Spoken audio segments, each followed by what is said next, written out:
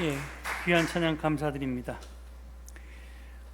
성령 강림 후 11번째 주일인 오늘 우리가 다룰 본문은 우리가 함께 읽었던 이사야서 5장의 말씀입니다.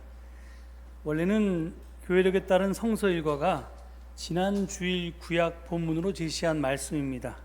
그런데 잘 아시듯이 우리 교회가 지난 주일을 한반도 평화통일 공동 기도주일로 지킨 관계로 이 본문을 다루지 못해서 오늘 다루게 되었습니다.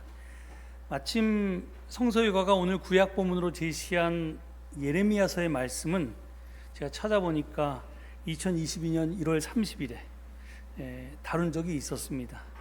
그래서 그 본문을 안 다루고 지난주일 본문을 다뤄도 별 상관이 없겠다 싶어서 지난주일 본문을 다룹니다. 그렇게 했던 이유 중에 하나는 우리가 지금 차례로 아모스, 호세아, 이사야 이렇게 다루는데요.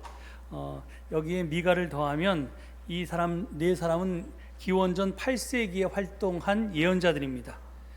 그리고 다음 주일부터는 예레미야서를 다루게 됩니다. 그러니까 오늘이 이 8세기 예언자의 연속 증언 마지막 시간이기에 이 이사야서를 꼭 다뤄야겠다 생각해서 다룹니다. 이 성서에서 예언자라는 말이 처음 등장한 것은 놀랍게도 첫 책 창세기입니다. 창세기 20장 7절을 보면 하나님께서 아브라함을 예언자라고 나비라고 그렇게 소개를 합니다. 이후에 여러 사람이 자칭 타칭 예언자로 불렸습니다. 출애굽의 영도자였던 미리암과 모세, 그리고 사사였던 드보라와 사무엘 등이 그들입니다. 그렇지만 참 의미의 예언자가 이스라엘의 역사 무대에 본격적으로 등장한 것은 다윗 시대 때 나단부터입니다. 그리고 이스라엘 왕국이 남북으로 분열된 이후에는 북왕국 이스라엘의 오므리 왕조 때 엘리야와 엘리사가 유명한 예언자였습니다. 그때가 기원전 9세기였습니다. 40년간 지속했던 오므리 왕조를 바로 이어서 예후 왕조가 1세기 동안 집권했는데요. 이때 8세기 예언자들이 등장해서 활동했습니다. 여러분, 이 예언자들이 등장했던 다윗 시대, 오므리 왕조 시대, 예후 왕조 시대에 공통점이 있었는데 그것은 나라가 부강해졌다는 것이었습니다. 왕족과 귀족은 부귀영화를 이뤘습니다. 하지만 백성의 삶은 이집트 노예살이와 비슷했습니다. 절제적으로는 나아졌을지 몰라도 상대적으로는 발탈감이 커졌습니다. 즉 강자와 약자, 부자와 빈자 사이의 불평등, 양극화, 격차가 심해졌습니다. 그때 나타나 약자와 빈자의 목소리가 되어준 사람이 바로 예언자들이었습니다. 그래서 제가 예언서 연속 증언 첫 시간에 예언자의 본격적인 등장은 왕정의 출현과 깊은 관계가 있다고 말한 것입니다. 이스라엘은 출애굽, 즉 이집트에서의 탈출에서 시작되었습니다. 고대 이집트는 당시의 세계 최고의 문명국으로 태양신 라의 대리자인 그 아들이라고 일컬어졌던 파라오가 통치했습니다. 정치 지도자여 종교 지도자였던 바로는 신으로 숭배되기까지 했습니다. 고대 세계에서 흔히 그랬듯이 이집트의 신은 바로의 지배를 뒷받침하는 근거였던 셈입니다. 당시 이집트에는 히브리라고 불리던 떠돌이 하층민들이 있었습니다. 즉 히브리는 계층을 나타내는 말로 아무것도 아닌 것들, 사람이라고 불리기에도 좀 더 낮게 느껴졌던 그런 부류의 계층의 사람들을 뜻했습니다. 여러분 며칠 전에 김건희 여사가 검찰에 출두하면서 나는 아무것도 아닌 사람이라고 얘기했는데 그건 새빨간 거짓말이고요. 그런 김건희 여사하고 같이 동급으로 생각하시면 안 되고 진짜 아무것도 아닌 이름도 성도 이렇게 없는 그런 이제 동물같이 개나 돼지처럼 취급받던 사람들을 뜻했습니다. 모세는 야훼의 인도로 히브리인들을 이끌고 이집트에서 탈출했습니다. 그 야훼라는 신은 고대 세계의 일반적인 신들과는 다르게 지배자가 아니라 피지배자의 신음에 귀를 기울이고 사회적 약자와 빈자의 고통에 주목하는 특별한 신이었습니다. 히브리가 탈출하도록 도운 야훼 신은 시내 반도에 있는 거룩한 산, 곧 시내산에서 계약의 형식을 빌려서 히브리를 당신 백성으로 삼았습니다. 이때 비로소 히브리가 이스라엘이 됩니다. 이스라엘은 하나님의 언약 백성이라는 뜻입니다. 그러니까 히브리가 계층을 가리키는 용어였다면 이스라엘은 계약 관계에서 유래한 용어였습니다. 인간이면서도 감히 신 행세를 하며 신의 자리에 앉아서 백성을 지배하던 왕이 다스리던 이집트에서 탈출한 이스라엘은 그래서 왕정, 군주제를 거부했습니다. 그래서 모두가 평등한 12지파 동맹체를 결성을 하고 그것을 200년 동안이나 유지했습니다. 야훼 하나님을 왕으로 모시고 하나님 아래에서 모든 계약 백성이 평등한 사회를 만들고자 노력했습니다. 이를 위해서 여러 약자 보호법이 있었고요. 안식일법, 안식년법, 희년법이 굳건하게 그 평등사회를 떠받쳤습니다. 하지만 평등사회는 200년 만에 이런저런 이유로 깨지고 왕정이 도입됐습니다. 그런데 왕이 등장하면서 이스라엘 안에도 바로가 등장했습니다. 앞서 말했듯이 그 왕권을 견제하고도 나타난 것이 바로 예언자입니다. 그런데 기원전 8세기에 무려 4명의 예언자가 동시에 활동했다는 것은 그만큼 그 시대가 특권층의 횡보가 심했고 또 견제할 권력이 많았다는 것을 뜻합니다. 그래서 8세기 예언자는 하나같이 정의를 외쳤던 것입니다. 그런데 이 정의는 뭐 대단한 것이 아니고요. 지난번 증언에서 제가 말씀드린 것처럼 사회적 약자의 눈으로 세상을 보는 것입니다. 오늘 읽은 이사야서 5장의 말씀에는 포도원의 노래라는 소제목이 붙어 있습니다. 따라서 이 본문은 시처럼 읽어야 제맛이 납니다. 그래서 시인이셨던 문익환 목사님이 번역한 공동 번역으로 다시 읽어보겠습니다. 먼저 1, 2절입니다. 임의 포도밭을 노래한 사랑의 노래를 내가 임에게 불러드리리다. 나의 임은 기름진 산등성이에 포도밭을 가지고 있었네. 임은 밭을 가꾸어 돌을 골라내고 좋은 포도나무를 심었지. 한가운데 망대를 쌓고 집을 짜는 술틀까지도 마련해 놓았네. 포도가 송이송이 맺을까 했는데 들포도가 웬 말인가. 본문 1, 2절에서 시인은 자기가 사랑하는 이, 즉 임을 위해서 그가 가꾼 포도밭에 대해서 노래합니다. 그러니까 임이 가꾼 포도밭을 이제 객관적으로 노래하는 겁니다. 포도밭은 기름진 산등성이에 있었습니다. 농부는 땅을 일구고 돌을 골라내고 좋은 포도나무를 심었습니다. 또한 한가운데 망대를 쌓고 즙자는 술틀까지도 마련해 놓았습니다. 그러니까 땅은 비옥했고 나무도 최상품이었고 농부도 근면성실했습니다. 나아가서 동물들을 감시할 망대까지 놓았습니다. 그런데 결과는 들포도였습니다. 인풋이 좋았기에 거기에 합당한 좋은 아웃풋을 바랬는데 결과는 기대와 전혀 달랐던 것입니다. 그래서 실망이 이만저만이 아니었습니다. 제3자인 시인이 보아도 그러니 당사자인 농부의 심정은 어떻겠습니까? 그래서 3절부터는 이제 시인이 아니라 당사자인 포도원 주인이 노래를 하기 시작합니다. 예루살렘아, 예루살렘 시민들아, 유다 백성들아, 이제 나와 포도밭 사이를 판가름하여라. 내가 포도밭을 위하여 무슨 일을 더 해야 한단 말인가? 내가 해주지 않은 것이 무엇이 있는가? 포도가 송이송이 맺을까 했는데 어찌하여 들포도가 열렸는가?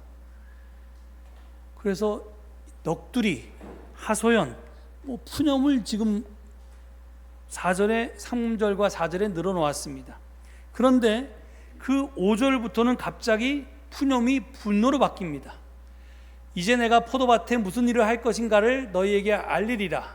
울타리를 걷어 짐승들에게 뜯기게 하고 담을 허물어 마구 짓밟히게 하리라. 망그러진 채 그대로 내버려 두리라. 순을 치지도 아니하고 김을 매지도 않고 가시덤불과 엉겅퀴가 덮이게 하리라. 구름에게 비를 내리지 말라고 명령하리라. 그리고 이어지는 7절은요, 주인이 왜 분노했는지를 설명하고 있습니다. 만군의 야훼의 포도밭은 이스라엘 가문이요, 주께서 사랑하시는 나무는 유다 백성이다. 공평을 기대하셨는데 유혈이 웬 말이며 정의를 기대하셨는데 아우성이 웬 말인가. 여기 제가 히브리어 원어의 발음을 적어놨는데요, 미슈파트를 기대했는데 미스파흐가 웬 말이며 찌다카를 기대했는데 째아카가 웬 말이냐, 이렇게 지금 쓰고 있습니다. 그러니까 이 이사야 예언자는 지금 현대 랩 가수들이 라임을 맞히듯이 지금 저 단어를 가지고 그렇게 강조하고 있는 겁니다. 이사야 예언자는 포도밭 주인은 야훼 하나님이고 포도밭은 이스라엘 가문이며 포도나무는 유다 백성이라고 분명히 밝힙니다. 그리고 이어서 심판의 이유 또한 명백하게 밝힙니다. 포도를 기대했는데 들포도가 열렸듯이 공평을 기대했는데 유혈이 열렸고요, 정의를 기대했는데 아우성이 열렸기 때문이라고 설명합니다. 다시 말하면 앞에서 제가 말씀드렸듯이 인풋이 좋았기에 그것에 합당한 아웃풋을 기대했는데 결과가 기대와 너무나도 달라서 하나님이 화가 많이 나셨다는 말입니다. 그런데 하나님도 참 딱하십니다.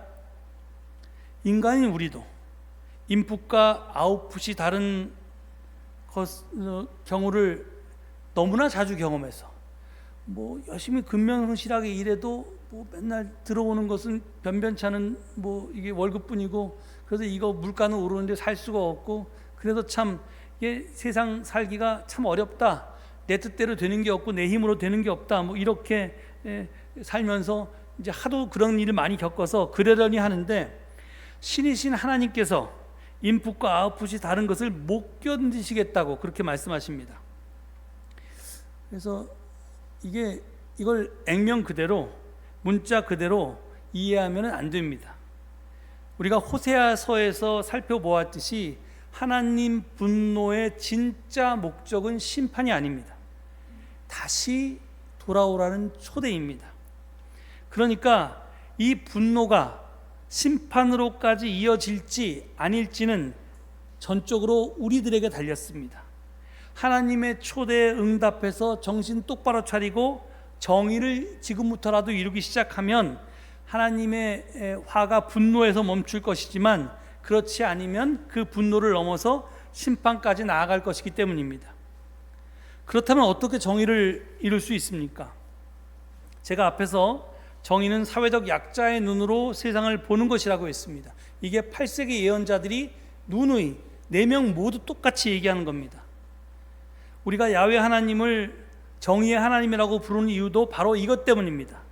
사회적 강자 바로의 눈이 아니라 사회적 약자 히브리의 눈으로 당시의 세상을 보았기 때문에 하나님은 정의의 하나님, 공의의 하나님이었던 것입니다.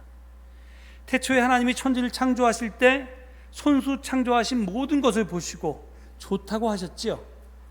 그런데 창세기 2장으로 넘어가면 1장과 다르게 곧 사람이 혼자 있는 것이 좋지 않다고 말씀하시면서 그 사람의, 혼자 있는 사람의, 아담의 도울 짝을 만들어 주십니다. 그러니까 처음부터, 태초부터 사람은 상부상조하고 공존공용하도록 창조되었던 것입니다. 그런데 죄가 들어오면서 상생의 관계가 기생의 관계로 바뀌었습니다. 변질되었습니다. 여러분, 기생하면요, 힘 약한 것이 힘 강한 것에 붙어가지고 거머리가 우리 다리에 붙어서 피 빨아먹듯이 이렇게 약한 게 강한 것에 빌붙어 사는 거라고 생각하는데 그게 아닙니다. 언뜻 보면 약자가 강자에게 기대어 사는 것 같지만요, 실제로는 강자가 약자를 이용해서 자기 이익을 누리면서 삽니다. 이게 현실입니다. 그러면서도 그게 아닌 척하고 세상이 우리를 교활하게 선전에 대해서 우리가 속고 있는 거지 사실은 그렇지 않습니다. 이것이 힘이 최고인 죄악 세상의 모습입니다.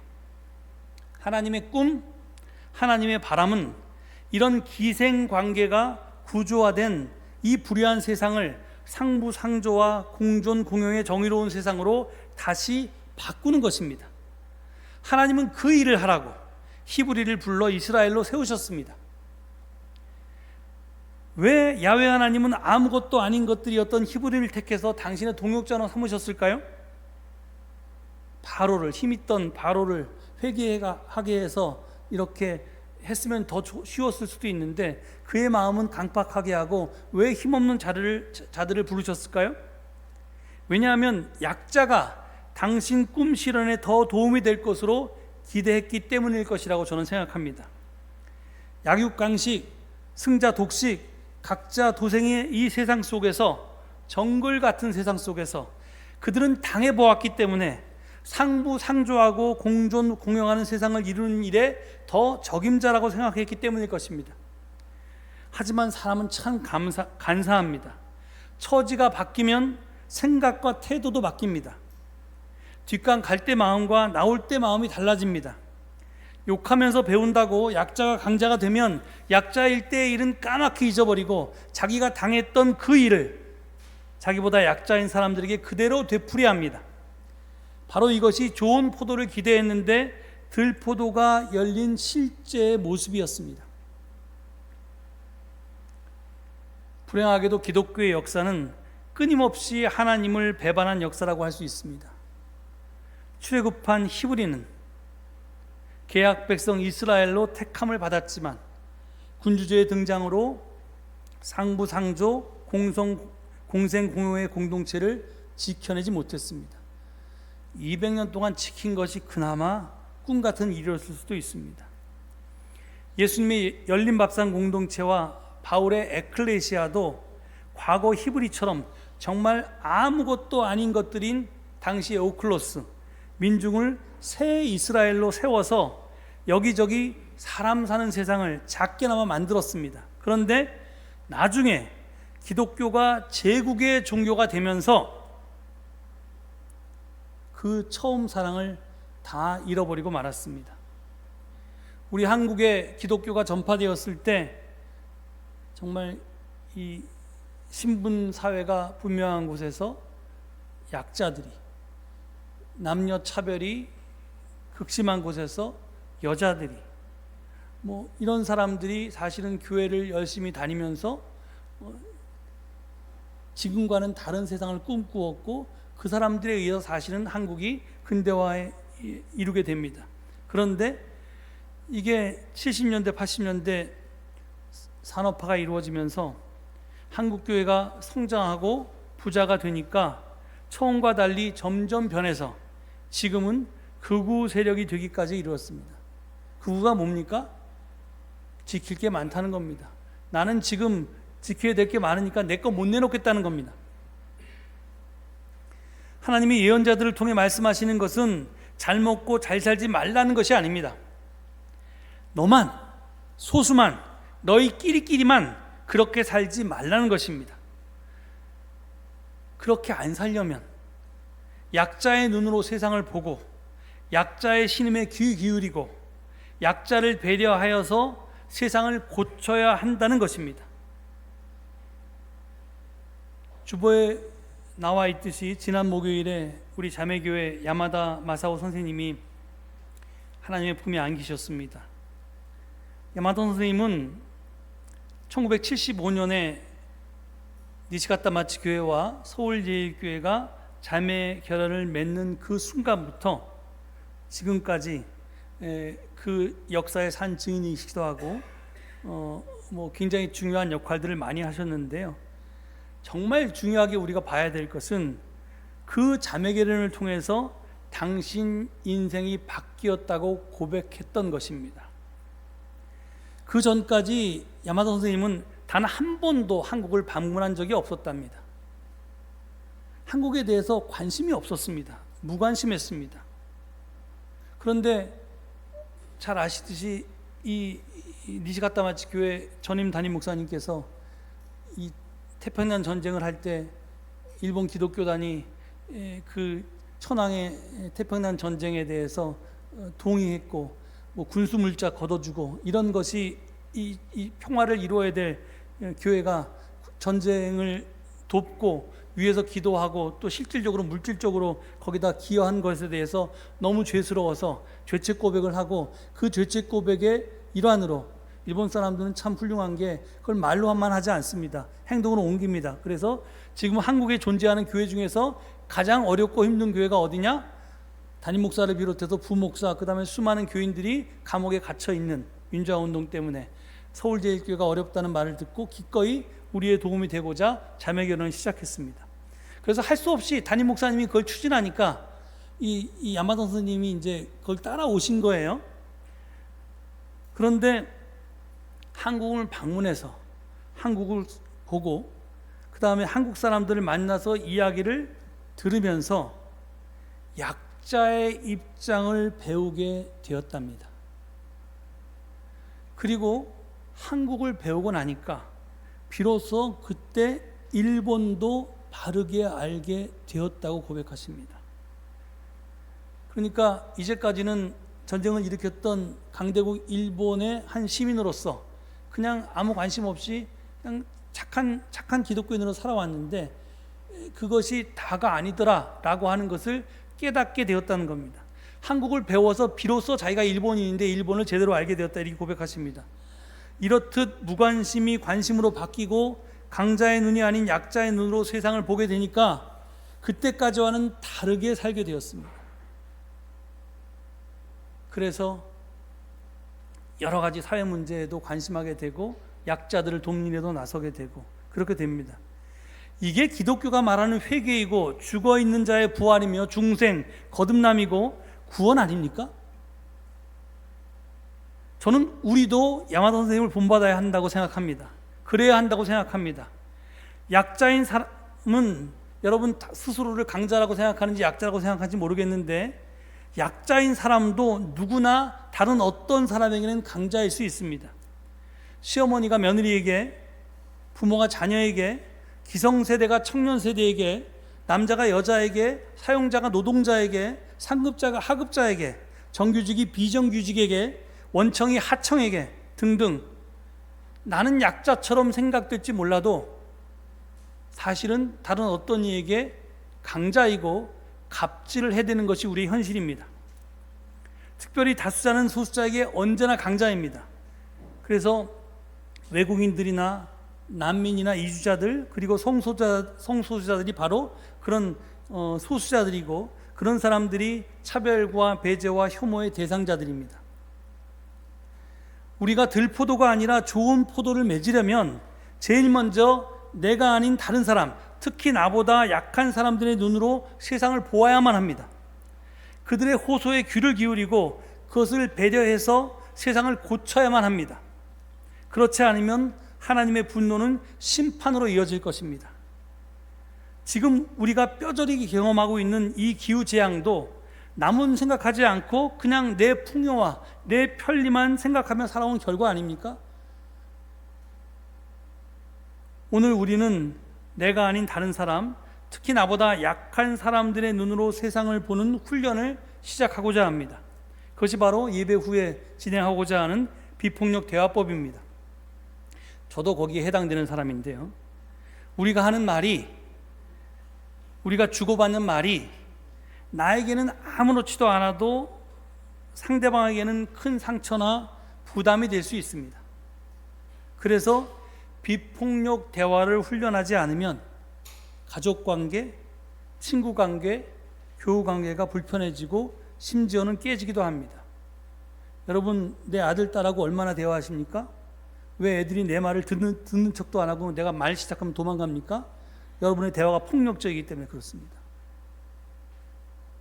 그러니까 이걸 안 배우면 우리가 가족관계도 깨지고요, 여러분 친구관계도 깨지고요, 그리고 교회에서 새로운 교우가 왔을 때, 청년 교우가 왔을 때, 소수자 교우가 왔을 때 우리가 그들을 우리 안에 품을 수가 없습니다.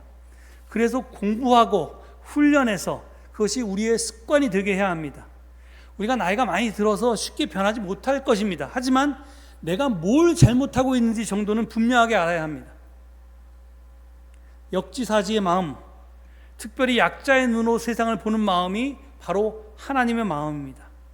나만 생각하지 않고 남을 고려하고 배려하면서 함께 사는 세상을 만들어 가야 합니다. 그래서 하나님의 꿈을 이루는 우리 모두가 될 수 있기를 간절히 축원합니다. 이 말씀 기억하시면서 잠시 침묵 가운데 묵상하시겠습니다.